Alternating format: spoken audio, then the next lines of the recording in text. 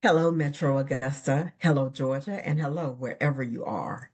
This is Janice Allen Jackson welcoming you to the July 23rd edition of Local Matters, a show designed to make you a more confident voter and a more engaged citizen.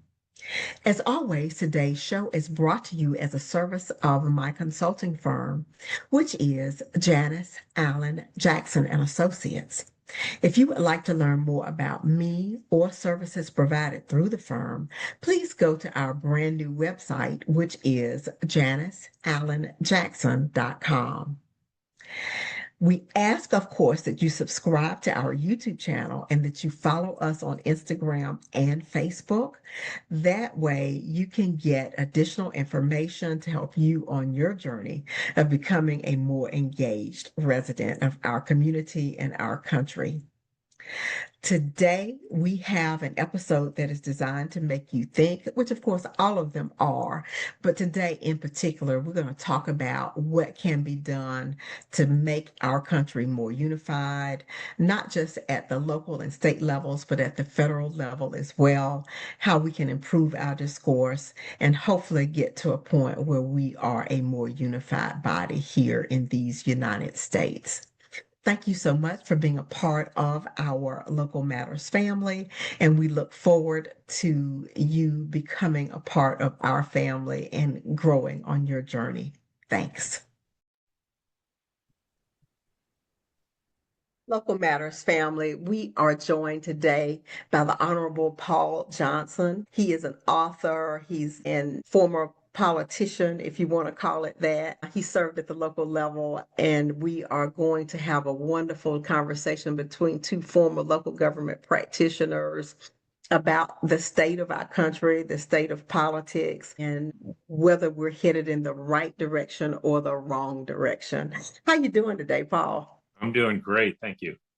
Thank you so much for joining us. It is our tradition here that if you come on the show once, you become a member of the family. So, welcome to our Local Matters podcast family. Thank you so much. If you could, please share a little bit about yourself so that our audience can connect with you.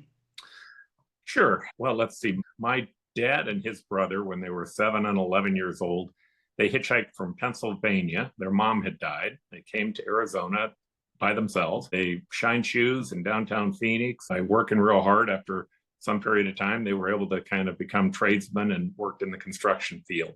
They married two sisters who worked in lettuce patches, and both of them bought houses in the same neighborhood and both had 9 kids.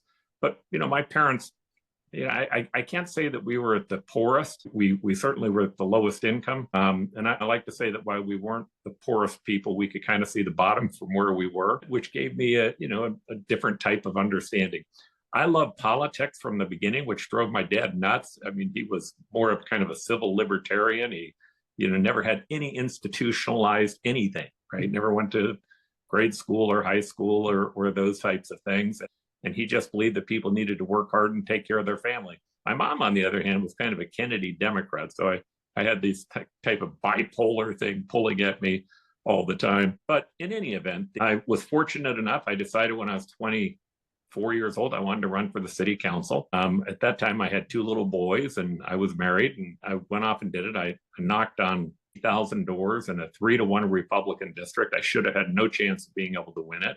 But I know that I spoke to 26,000 people because I took down their names. It's long before you had any type of cell phones or anything.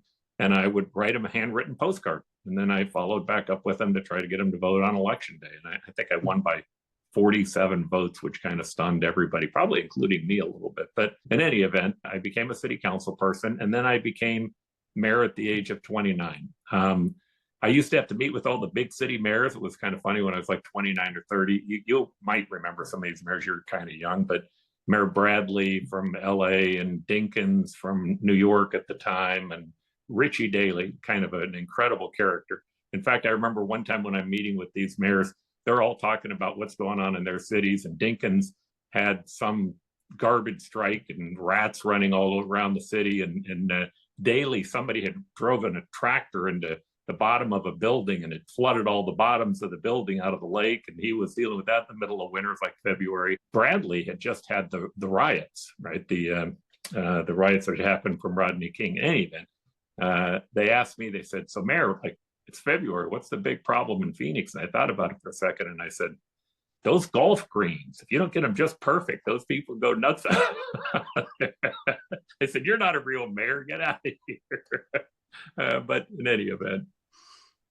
Yeah, which is to say that being mayor in one city can be entirely different from being mayor in another one, even when you're talking about very large cities like Phoenix. What was the population of Phoenix during those days? I know now it's over 1 million, but yeah, we were the 5th largest city at the time. It was over 1 million then, and we had problems. I will say this: Phoenix has newer infrastructure. We have younger people. It's very much a can-do type city. People are willing to deal with things, but I had to deal with a governor who came in named Evan Meekum, who got rid of the Martin Luther King Day, and that created all types of turmoil in our city. And I had to deal with multiple shootings. We had lots of gang violence that was coming up in the 1990s. The savings and loan crisis happened during the time that I was there. Our economy went through a pretty heavy hit. So we had a full load. But at the end of the day, I really do believe this. Most of it's the attitude, not the altitude. And the people that we have in Phoenix have an outstanding attitude about how to deal with problems. And I think a lot of that's because, again, it's younger and it's newer, and these are people who are kind of in an upwardly mobile direction. As you say that, you were talking about Arizona, and yes, one of the first things that comes to my mind is the repeal of the MLK holiday, or the refusal to institute it. I can't remember which one it was, but certainly that dominated the discussion during that time period. And later on, it seems as though there were sheriffs in the state who, was it anti-immigration sort of thing? Sheriff Arpaio. Yeah. So, and then more recently, we have had people who are very conservative running for governor or senator. I can't remember, one of the statewide offices, people who are closely aligned with President Trump. So there appears to be some maybe schizophrenic politics going on in Arizona. Is that fair? Whenever we get national politics, sometimes international politics, it's usually not good for us. We definitely have, I would say that a lot of the challenges that you're seeing at a national level with the schisms, which I think are on both the right and the left, just to be fair, I think that there are problems on both sides, but we're seeing them in a more pronounced way today nationally. In Arizona, we've seen them for a while. They've been there. But, I learned so much during that process. When I became mayor, our governor, he said, the first thing I'm going to do as governor is get rid of that darn Martin Luther King Day. And of course, that had a severe impact on not on our city from an economic development standpoint. But what I tried to tell people, I remember while I was mayor, I had this little boy who came out to my car. Kids would do it all the time, and they'd want to talk to the mayor. And we had like one of those things you could put on top that would make it look like a police car. And they would come out and they'd ask me all types of questions. But I remember this one little boy, he was, I don't know, maybe 7 or 8, they're asking questions. And then right at the end, he said, Mayor, he said, did they get rid of the Martin Luther King Day because they didn't like it because he was Black? And this little boy was an African-American boy. So I go through all this, we had 100 excuses, right? You know what you do in politics, you start coming up with maybe even legitimately, but why it happened. But he left, he didn't say much. And I remember just having this sinking feeling about, here's this one human being in our community who thinks that his chance to be able to participate is different than everybody else's because of the color of his skin. And what I tried to tell Phoenix was, that's the problem. It's not losing it's not the national holiday or the time off or the NFL who was sanctioned, none of those things. What matters is how we feel about ourselves and whether or not we're going to give everybody a chance. Now, Rosa Parks came out to our city. I was able to get a hold of her, and she came out, and oh my gosh, I love this woman. I'm 6'7". I think she's like all of 5'1" or something, just a little teeny tiny lady, maybe older because of age, but she was really little, but a fireball. And so I'm going through this book with her, and I'm showing her pictures in the book, looking at them with her, asking her questions about them as we're driving to take her to her hotel. And I get to this one picture, and there's a police officer, and he's got a crew cut, he's big chest, he's got a leather strap across his chest. And I said to her, I said, gosh, Rose, that guy he's fingerprinting her in. I said, that guy looks like the wall of oppression. And she put her finger right in my face and she said, now, Mayor, don't you do that to that young man. He was just working like anybody else was. She said, it wasn't him that was the problem. He was just doing his job. It was the law that was the problem. I wept, all right, because she saw him as an individual. Right. She wasn't seeing him as part of a group, as a part of a police department or the white community or whatever. She saw him as a human being. That is so powerful. The most powerful impact of any comment ever made to me that always stands out is that we should judge people by the content of their character. And that is something that we have to pay attention to on the right and the left today, to quit trying to segment people into groups, but instead to try to promote their individualism. Yeah, and that is very powerful, very insightful, and I see that type of insight missing in a lot of the discourse today, where she could separate him from the job he had been tasked to do and the leadership that he was functioning under. It wasn't personal, for him. It was just the fact that, hey, I signed up for this job and this was what my bosses told me to do, and this is what the law at this time says that I must do. Tell me a little bit about Arizona, just demographically. The last time I visited was at the start of the pandemic. I was there in March of 2020 and just having a little family time. And while we're there, the pandemic is declared. And it's like, oh, I got to get on a plane back. And when I got back to a world that was radically different from the one I left when I got back to Augusta because of the restrictions that had been put in place, during the few days that I was out there. I didn't see a lot of African Americans when I was there. Is the African American presence pretty much concentrated to Phoenix, or are they spread out in the state? And tell me what other groups are represented in your population. I'm not going to be able to tell you the demographics, how it is dispersed throughout the state. I can tell you the African American population is about 2 or 3%. Hispanic population's in about the 30s. The white population is just slightly under a minority. The Jewish population here is, probably 1%. But they're active, they're engaged. The Black community, especially through groups like the Black Ministerial Alliance and others, are very, very active at being engaged in the community. The Hispanic community they're significant, and you can kind of see them rising in power. One of our senators today is a Hispanic senator. But what I will tell you is, I spent a lot of time around the country. I've run 3 different presidential campaigns. In the minority communities in Phoenix are the best I can describe them in comparison to other communities. And this may not be fair to other communities because I've only campaigned there. I haven't been mayor in those communities, but they're very diverse.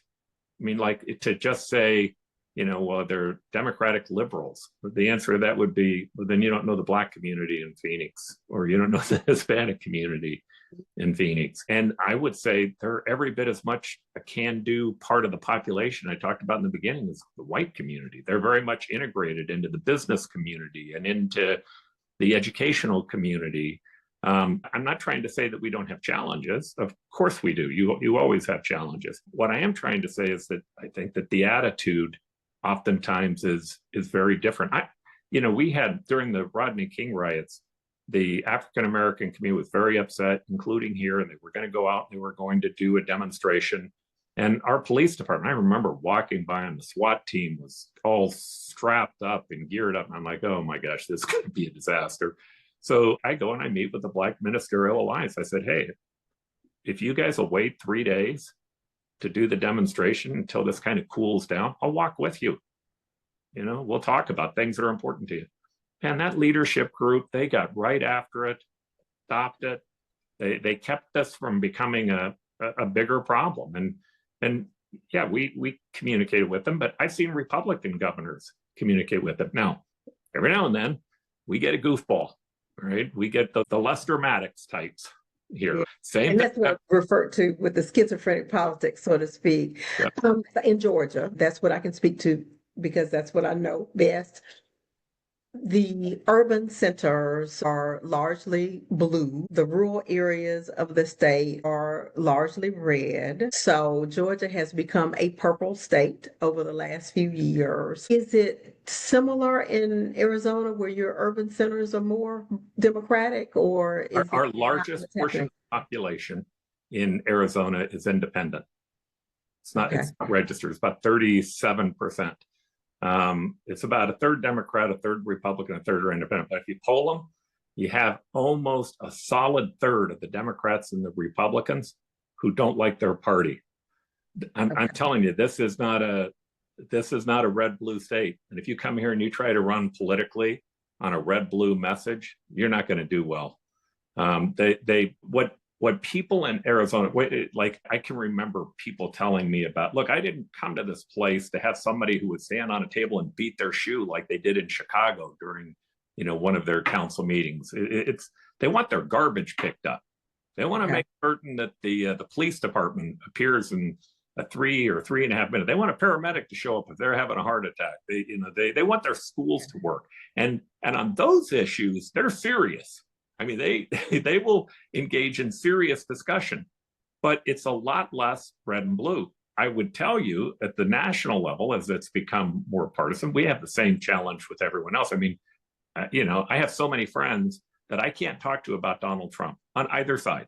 Because if you say one thing, right, you're labeled immediately, right? And so you can't have a discussion. Now, as a disclosure, I'm not a big Trump person, but my answer is I don't need to demonize him. I disagree with him on some public policies that I think that he's just mistaken on.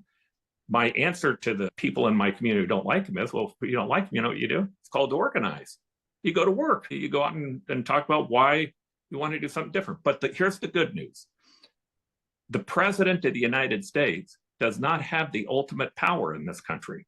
That power is diffused. It's the president, it's Congress, it's the courts, it's governors, mayors, council members, school districts. It's spread out over a very, very large, in a very, very large way. And that in itself is part of the secret sauce that we have that keeps us great. There is no one person. We're not following Xi or Vladimir Putin who can tell all of us what it is that we have to do. And I'm still incredibly optimistic about the United States in general, because I think that the fundamentals that made us great, the fundamental issues that made us who we are, they're still there. And yeah, we're having an argument politically about what it is that we want to become. I think we'll be better because of that argument.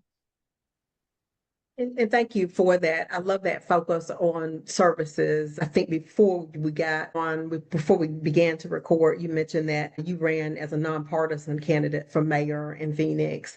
And I think the de-emphasis on politics hopefully focuses more attention on services, as you said, making sure that those basic services are in place and people feel like they're getting their bang for the buck for every tax dollar that they pay. I will also add that Phoenix is, I think, the largest city in the country with a council manager form of government, which is very important to me as a former Me city too. manager. I think that also de-emphasizes politics You bet when it does. when you run by a professional administrator. Let's talk about the shifts that we have seen in the country since the time you were mayor.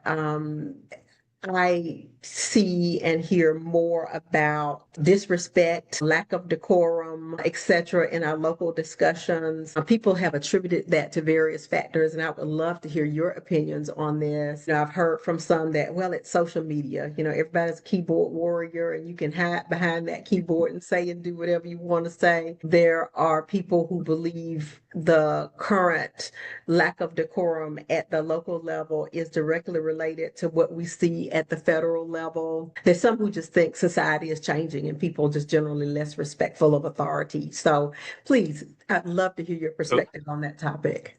so let's start with structure and then I'll back into it because you made a comment about the council manager form of government.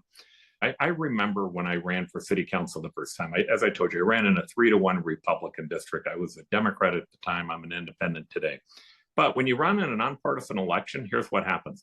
If you decide to go knock on doors, which I had to do, you go get a voter list. When you get a voter list, you get a list of all those people that voted. If you're running in a nonpartisan race, you might as well just get every Republican, every Democrat, and independent. And if you want to win in a Republican district, you darn sure better get Republicans on that list, right? So you knock on their door and you talk to them and you ask them kind of what they think is important. And here's what you'll hear. Democrats oftentimes will talk about their local park or the education of their children, those types of issues. Republicans might do the same thing, but Republicans might also talk about their business, or they might talk about a street that was being closed that was doing damage to their business's success. It wasn't that hard to see that the ability to pay for social programs and the social programs themselves were interconnected, that you needed both. And as a candidate running in that system, you were being educated by both sides. Now go run in a partisan system, right? My legislative counterpart at the time had to do this. They ran in a Republican district. Now, they didn't go get a voter list of every Democrat, Republican, and independent. They just cut Democrats and independents right out. And then they took their list and they only went to the high efficacy voters. Well, I'm going to give you some math. If you're a third Democrat, third Republican, or third or independent, here's what that means. 70% of the people are registered to vote. Of the 70% that are registered to vote, a third are Democrat, third are Republican, third are independents. So now you're down to about 21% of everybody who could vote in either party. But the turnout in those elections, only 30 to 35% in the partisan primary. Now you're down to 8%. And here's where it really gets maniacal. When they get done talking to that 8%, their districts are so stacked, they never even have to go talk to the other people. So they're only hearing one side. But when you run in a nonpartisan election, you have to listen to everyone. Now, here's my point that I would give to you. If you're spending all of your time creating labels for people, and boy, do we have labels today, right? Liberals call the Trump people Trump-tards, and the Trump people call the liberals libtards, and I could come up with 100 other names that are a lot worse than those two, and those two are pretty bad. They label them. Well, when you label someone, you don't only betray them, you betray yourself, because you begin to create this label of who this other person is. You can do it with your spouse, right? If I came home and I'm mad at my wife and I say, I'll put this in a nicer word, she's such a witch with the W, right? She's such a witch. Well, guess what? Tomorrow when she says something, I'm going to go, oh, there's that witch again, right? And now I can't see through it. I can't talk to her, because I'm not seeing her as a person. I've objectified her. The same thing is true in politics. If we keep objectifying one another, then the first thing that happens is we're not going to give them a fair chance. But here's what's even worse. Other people see you doing it. And so then they go, ooh, let's not talk to them. They kind of go off on this issue. And now you're not getting input. You're not getting opportunities. You're not getting deals. You're not listening to people the way that you should. The single most important message I would give to people is that this partisanship is hurting you. It's hurting you in a very bad way. Do not give up on the people you love for people you don't even know. And if you want to be patriotic, how about this? Quit insulting other Americans, right? That's a way to start it. Listen to them. Be open to them. What I love about the structure of local government, it kind of forces you to do that. It forces you to listen to people that you may not necessarily agree with. And I can tell you, for me, it helped make me a better person. And I have some flaws. I mean, you don't want to make a statue out of me, but nonetheless, it made me a better person. It made me better with my family. It also helped me in my business. It gave me more opportunities. It helped me build wealth, because I don't start with putting a label on someone. But how did I learn that? I learned that by having to listen to people that I didn't necessarily agree with in the beginning. And what I found is this: everybody has gifts to give. Everybody, on the right, the left, on both sides. Even Donald Trump, who, as I said a moment ago, that's not my guy. He has gifts to give. What you need to try to do is to find those gifts, to find those benefits that you get from them. And then, the things that you disagree with, you don't have to give up your values or your morality. You just, part of your values and your morality ought to be, I ought to treat other people the way that I want to be treated. And as you think about the decline in the discourse, is that really the key, is listening? Because I heard you use the L word several times. Is that really the key as you see it? There's a couple of them. The L word, which is listening, but also labels. Don't put Okay. labels on people. Don't objectify other human beings. If you find that you're the smartest guy in the room, you're either in the wrong room or you're not listening to people. You're instead talking all the time.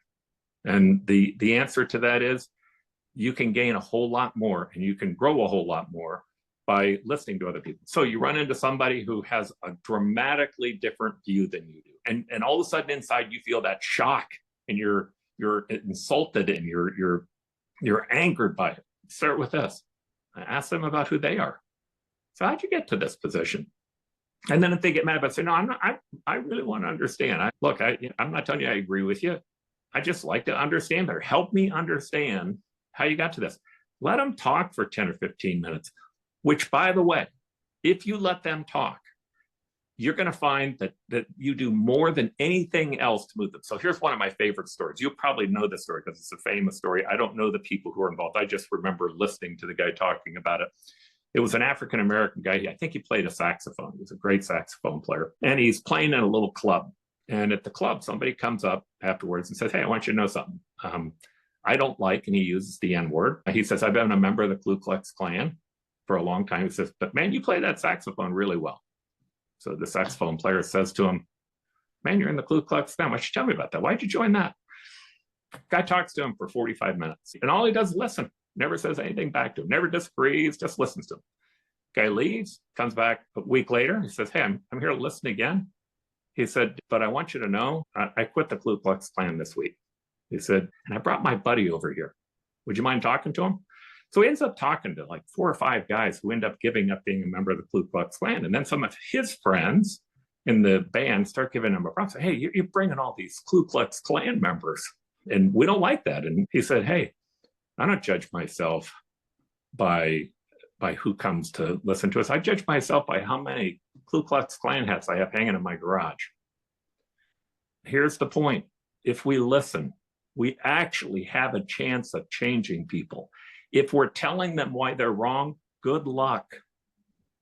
Good luck on changing them. Just kind of hear them out, listen to the perspective, why they have the perspective that they have, and expect them to do the same courtesy to you. Basically, that's how we get past some of this. And that is the challenge to the political correct movement that happened a lot on the left.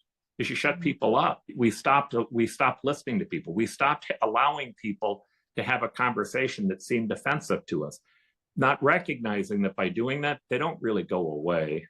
They don't really stop believing what they believe. And sooner or later, somebody comes along and talks their language and says, hey, I hear you. And then they'll follow them no matter what they do, what they say, what crime they commit. If we want any success at trying to advance what we believe, and I believe in a society that allows everyone the ability to participate, that sees all of us as individuals. I deeply believe in those Western democratic values. If we believe in those and we want to promote them, start by listening. And whatever you do, don't look for safe spaces. Don't look for a way to stop the conversation. Don't look for ways to insult the other side so maybe they shut up. We need them to talk. We need them to be engaged. Well, let's shift gears related, but away from the local level onto the national. January 6th happened. I was sitting here watching TV and absolutely horrified. And it's like, it seems surreal that this was happening. And of course, a lot has happened since then. But, what were you thinking when you saw that taking place? That's a disqualifier to me.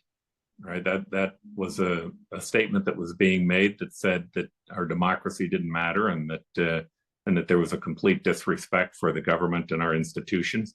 Now, I don't know if you follow this concept of cognitive dissonance. I find this to be interesting. This happens all the time. Both sides have these extreme elements on the far right and on the far left. And if we're a Democrat or we're a Republican, we're on one side or the other, and we see our side do something, right? First, we try to defend it, right? So we try to defend political correctness if you're on the left and say, here's why it's okay. But after a while, you listen to the people who are on the far left, you go, I can't defend that anymore. So there's only one answer left. And here's the answer that's left. My side, what about your side? Look at how terrible your side is. That's cognitive dissonance. Morally, in your mind that you don't agree with what they're doing. But the only defense you have left is to shift the debate over to who the other side is. So I always try to start with looking at who I am and where my flaws are. Second, I look at the other side. Now, I think on the issue of what happened on that day, a lot of people on the Republican side have a cognitive dissonance. They know it's not right. They know it's not. They know it's not defensible. And so my answer to them is just say so, full stop. Say So so. why are they afraid to say anything? So because we've become tribal.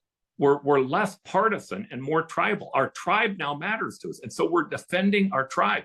So for me, that made me an independent. I'm not going to defend my tribe when I think they're wrong. I'm just not going to do it. And I think there are lots of excesses on the left and on the right.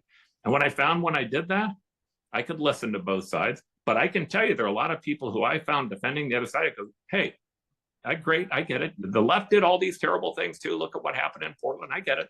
That's not what I'm asking you. You think it was okay? And there are very few people that when I could get them down to that level would actually say, yeah, I thought it was okay. They might say, well, it wasn't okay, but. All right, then they'd give me the but. My answer to you is, if you want to try to cure yourself from cognitive dissonance, start with this. Stop the but. It's okay to just say, that ain't right. And I think if more of us did that, we'd have less of a problem on each of our sides, because those extreme factions on the far right and the far left exist because of our moral dissonance, because of our willingness to put up with them. So glad you said that. And I'm coming up with a theory as you speak. It sounds like, you tell me if I got this right, but it sounds like what you're saying is the lack of true discourse, where we really exchange ideas, we really listen to each other, we're mutually respectful. The lack of that type of discourse, true discourse, has led to an uncivilized discourse in our country where we really are disrespectful, and it really has spiraled down now into a place where politics looks so nasty that decent people don't want to be a part of it. Yeah. And by the way, if I know, so psychologically, if I'm a politician or I'm a news reporter or news station, here's what I know. That the part of your brain that can think creatively is called the neocortex.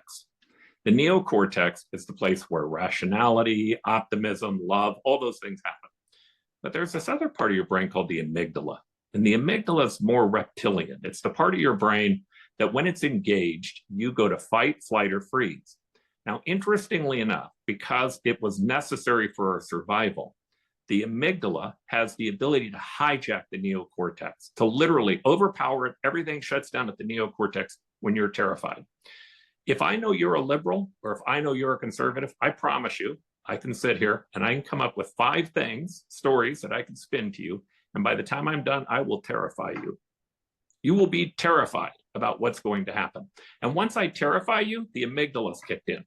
Now, what does that do if you're on the news? Boy, it's really profitable, because now I know you're going to watch me tomorrow because you're terrified. The news used to be balanced, but what they figured out is if we play to the niches, there's riches in the niches. If we play to the niches, we can terrify them, and that group will watch us tomorrow. Now, here's my answer to you as a human being and as a citizen. That's hurting you. That is not helping you. We cannot be successful at constantly being terrified. And by the way, this is the whole thesis of our book. So there's this politics of pessimism on both sides that's designed to terrify you. And what it's done is we now are getting public policy based on that pessimism. And that policy can be about tax inequality, or it can be about tariffs. But there's this narrative about how our society has been destroyed by some group, either the global elite or by the rich, and consequently our cities have been blown out and our industry's been destroyed. Well, here's good news. That is not what the data says. The data says that since the 1990s, in the 1990s, if you look at every other G7 nation, which were the richest nations, we were all equal on GDP per person, which is the right measurement to use. Today, the United States is double every other G7 nation. In fact, our lowest state, which is Mississippi, has about $53,860, last I heard, in terms of GDP per person. That makes them wealthier on GDP per person than any other G7 nation, with the exception of Germany and Canada. The point is this: if you look at the data, we're doing really well. But if I terrify you, I can get you to accept bad public policy. But here's what you should be more worried about. You're going to listen to all this stuff. And if there's an opportunity to invest or to make money or to create a business or to take a risk that might be the right risk, you're going to lose it. And by the way, in the process, you're going to lose friends because you're starting to become tribal in the process. And my answer to you is it's not good for you. A, it's not true. And B, it's not healthy for you. I think that's why podcasts have happened. Podcasts have happened because people are looking for something else down deep. And I think our job in doing podcasts is to give them hope. It's to give them a belief that things are going to be okay. And good news, you're in the United States of America. For the most part, it is going to be okay. Okay. The name of your book is What's Right with America and How We Can Keep It That Way. Tell us, what's right with America? Well, I just gave you the data. What I would go to secondarily, by the way, I have never been called a moron more times since writing this book. You would not believe my Facebook and Twitter feeds. People are like, "You moron!" About that social media earlier. It's very funny. People get so upset about the fact that I even say there's something right with America. Start with a comparison. Like, compared to what? Are we comparing ourselves to Europe, Russia, China, South America? Compared to what time? You think it was really better in the United States in the 1950s? If you spoke to your parents, you would know. In fact, my dad, he told me something once. He goes, every now and then, you young people, you just got to learn something new. And I said, what do you mean? He goes, if you went back and told my group that our allies weren't important, we'd say, are you out of your mind? Or if you told them, we don't need measles vaccines, they'd say, what? But that's because they lived through an era where they knew that it was important. So some of these things we're just going to have to learn on our own. But the point of our book really comes down to this. There are different people who have tried to figure out, where has this great prosperity come from? And make no mistake, there's, bar none, there's been no greater prosperity than has been created by the United States. We've done more to advance human progress than any other nation in the history of the planet. So people try to figure it out, right? Some people say, well, it's geographic, right? We have the ocean on both sides. We have only very small borders with Canada and Mexico, and we're a geographic fortress. And other people say, well, it's the riverways. We have these great riverways that have created cheap transport in and out of the US, or great natural resources. Here's what we say in our book, and it's a study of this. It shows why this happened. Our government has done a great many things. We built bridges, we built dams, we put a man on the moon. But the single greatest thing our government ever did was from the very beginning, it empowered the individual over itself. Now, it did that through a variety of things: civil rights, equal rights, human rights, which it wasn't all there in the beginning, but it's evolved, it's gotten better, and it's improved. Property rights, free markets, free enterprise, free trade, free elections. When you think about those concepts, they all focus on the power of the individual over the group. Now, that doesn't mean the group's not important. It just means that when we empower the individual to that degree, they end up helping the collective. They create a better cell phone. I mean, the big things that are problems today, think about them, like they're curing cancer and extending human life and creating a driverless vehicle that may wipe out the DWI industry, even going to Mars. The private sector is probably the place most of those answers are going to come from. Now, in saying that, it won't happen unless government does its part. And when you say, well, what role? Well, let's start with energy. We're having a big problem with energy across the United States because of what's happening with AI. It's going to take up a lot more energy. Places like Arizona, it's water. Education, making certain that we have an educated workforce, but also an educational system that can be adaptive and change quickly, because we know that jobs are going to be changing quickly. The point here I'm giving is government has a role to play in this, but it's all about empowering the individual. And if we're successful at that, our future is incredibly powerful. So when I talk to the right and they want to talk about civil rights, equal rights, human rights. I believe in those just because I've seen the struggle, and I believe that everybody should be treated equal. But when I talk to them, oftentimes I'll say, hey, you know what it did? It created more buyers and more sellers. And it's amazing how many people on the right will go, yeah, that's right. That's part of what it did. More people could participate, and the more people that could participate, the better it got. I've been all around the world with the State Department. I've gotten to do some really fun things, but you go to the Middle East, women can't participate, gays can't participate. If you're not a Sunni in one country or a Shia in the other, Jews can't participate. Guess what? Their economies don't do as well, other than their oil. If you want to do better, let them participate. But once you let them participate, they've got to be able to own what they create. You have to recognize. I went to Poland, and in Poland, they took me to all these places. They said, okay, well, my job was to help them establish local governments after the Soviet Union came about. And so they take me to the water treatment plant, which was a grate on 6 inches on center and a guy with a pitchfork. And then they took me to Krakow, and there were these big stacks where tons of smoke was coming out of the top. And so and then after looking at those, they took me to the city in Warsaw, and they said, okay, so we want to know where to put the barber shop and where to put the restaurant. And I said, okay, you got the wrong focus. Let me tell you what's up. Your buildings here in Warsaw, they were built in the 1400s, and somewhere around 70 years ago, people quit painting them. They quit upgrading them. Why? Communism. Didn't respect property rights. Well, who's going to go paint the building if their investment's not going to be protected? Who's going to rebuild the staircase? Who's going to put the plants out front? Who's going to do all those things that make that building have value? I said, now, by not having value, not having money, you couldn't afford the sewer treatment plant, and you couldn't afford the scrubbers on the tops of the stacks. These things are integrated. You see, the parties want you to believe the following. Either you have to be pro-education or you're pro-business, or you are pro-labor or you're pro-business, or you're pro-God or you're pro-human rights. Here's what I would say. Okay, so you really think you can be pro-labor without being pro-business? And you really think you can be pro-business without being pro-education? And God doesn't support human rights? I don't buy it. All right. These things don't have to be binary. They can be interconnected. And that's my view. My view is that the parties are about making us tribal on really silly little lines that are almost unimportant. Break through those lines. Exactly. Thank you so much. Tell us again, I mentioned the name of the book, What's Right with America, and how we can keep it that way. Tell us how people access a copy and how they connect with you. So you can connect with me at paul@optamerican.com.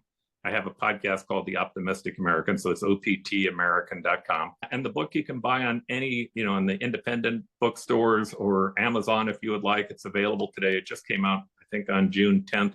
My partner's not on the show. He's a beautiful writer. He's a constitutional lawyer. He also was publisher of a newspaper. And it was kind of a mixing of the two sets of ideas. He always likes to say that I don't do facts. He does facts. So he does a lot of facts. But anyway, it was a fun book to write. So thank you so much for being a guest on the Local Matters podcast of Georgia. Now, do you have social media? I know you got a podcast. Is there a social media page that folks can go to follow you there? So you can go to our website on optamerican.com. You can find us on Facebook or Twitter or Instagram, TikTok, but you can also look up my name personally, which is Paul Johnson. Awesome. It's so nice meeting you today. Oh, no, thank you for doing this. Have a good day, Janice.